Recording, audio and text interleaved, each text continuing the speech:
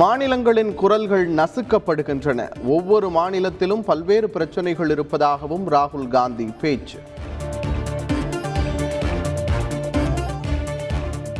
பாஜகவால் ஒருபோதும் தமிழ்நாட்டை ஆள முடியாது. மக்களவையில் ராகுல் காந்தி அதிரடி பேச்சு.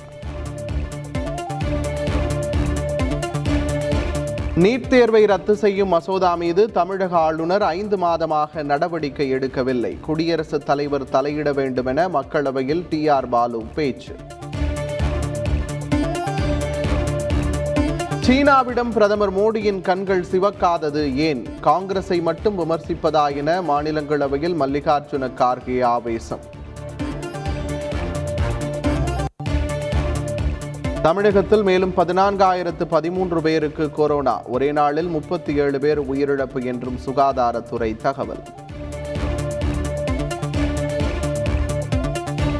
கேரளாவில் மேலும் 52,199 பேருக்கு கொரோனா. ஒரே நாளில் 29 பேர் உயிரிழப்பு.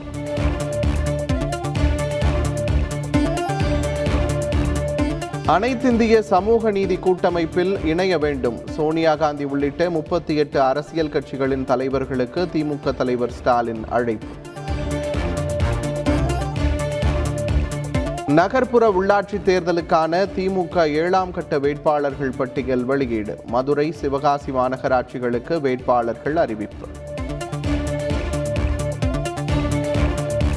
நாம் தமிழர் கட்சியின் 3வது கட்ட வேட்பாளர் பட்டியல் வெளியீடு. சென்னை, கோவை, திண்டுக்கல் மாநகராட்சிகளுக்கு வேட்பாளர்கள் அறிவிப்பு.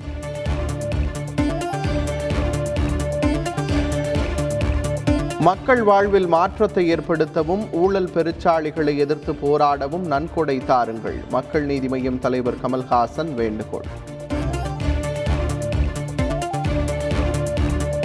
உத்தரப்பிரதேச மாநிலம் பட்வான் பகுதியில் மத்திய உள்துறை அமைச்சர் அமித் ஷா பிரச்சாரம். வீடு வீடாக சென்று வாக்கு சேகரிப்பு.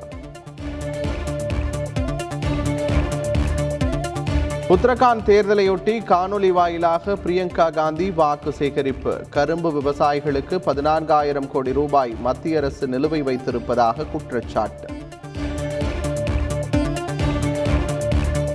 எதிர்மறை அரசியலை உத்தரப்பிரதேச மக்கள் முடிவுக்கு கொண்டு வர விரும்புகின்றனர். தேர்தல் பிரச்சாரத்தில் சமாஜ்வாடி தலைவர் அகிலேஷ் யாதவ் தகவல்.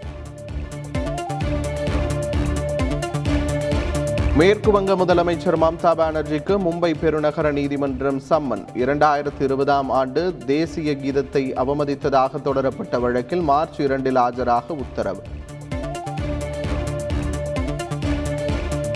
ஆந்திர மாநிலம் கிழக்கு கோதாவரி மாவட்டத்தில் கள் குடித்த 5 பேர் பலி. கள்ளுக்கடையிலேயே அடுத்தடுத்து மயங்கி விழுந்ததால் அதிர்ச்சி.